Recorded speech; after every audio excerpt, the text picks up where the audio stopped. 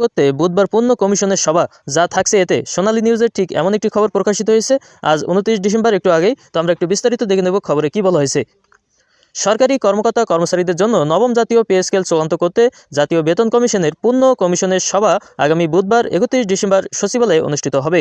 Pay কমিশনের এক কর্মকর্তা জানিয়েছেন, সভায় কমিশনের জমা হওয়া সুপারিশের কিছু বিষয়ে চূড়ান্ত সিদ্ধান্ত নেওয়া হতে পারে, তবে সব বিষয়ে সিদ্ধান্ত না হলে পরবর্তীতে আবারও সভা ডাকা হবে। সবাই মূলত আলোচনা হবে বেতন গ্রেড কতটি হবে এবং সর্বনিম্ন ও সর্বোচ্চ বেতন কত নির্ধারণ করা হবে। এই দুটি বিষয়ে বিশেষ গুরুত্ব দেওয়া হবে। বিষয়গুলো চূড়ান্ত হলে কমিশন দ্রুত তাদের সুপারিশ জমা দিতে পারবে। জাতীয় বেতন কমিশন বিভিন্ন সংস্থা ও সংগঠন থেকে প্রাপ্ত মতামতগুলো বিশ্লেষণ করছে, তবে এখনও সম্পূর্ণ প্রতিবেদন প্রস্তুত হয়নি। কমিশন সূত্র জানিয়েছে, সরকারি কর্মকর্তারা সাম্প্রতিক মহাসমাবেশ ও কঠোর কর্মসূচির বিষয়ে বিচলিত নন। তারা বাস্তবসম্মত সুপারিশ প্রণয়নের দিকে মনোযোগ দিয়েছেন।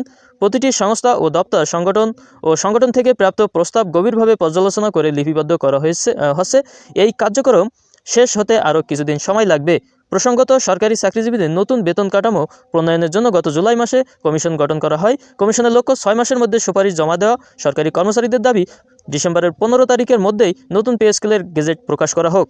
তবে ডিসেম্বরের 15 তারিখের মধ্যে কিন্তু নতুন পে স্কেলের সেই গেজেট প্রকাশ করা হয়নি, আপনারা নিশ্চয়ই জানেন। সেক্ষেত্রে সরকারি কর্মচারীরাও কিন্তু নতুন আন্দোলন কর্মসূচির ঘোষণা দিয়েছে। নিশ্চয়ই জানেন, আগামী 2রা জানুয়ারি থেকে সরকারি কর্মচারীরা তারা জাতীয় প্রেস ক্লাবের সামনে প্রতীকী অনশন কর্মসূচির ডাক দিয়েছে এবং সেখানে সরকারি কর্মচারীরা, সর্বস্তরের কর্মচারীরা সেই আন্দোলন কর্মসূচিতে অংশগ্রহণ করার জন্য প্রস্তুতি নিচ্ছে। ঠিক এই মুহূর্তে কমিশনের একটি পূর্ণ কমিশন সভা হতে যাচ্ছে বুধবার।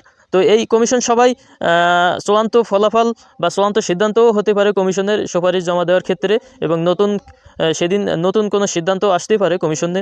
তো পরবর্তী সব আপডেট পেতে অবশ্যই চ্যানেলটি সাবস্ক্রাইব করে রাখবেন আর লাইক দিয়ে কমেন্ট করে অবশ্যই আপনাদের মতামত জানাবেন। আর সরকারি কর্মচারীদের জন্য সব সময় ভালো কিছু হোক এমনটি প্রত্যাশা কিন্তু সর্বস্তরের সরকারি কর্মচারীদের।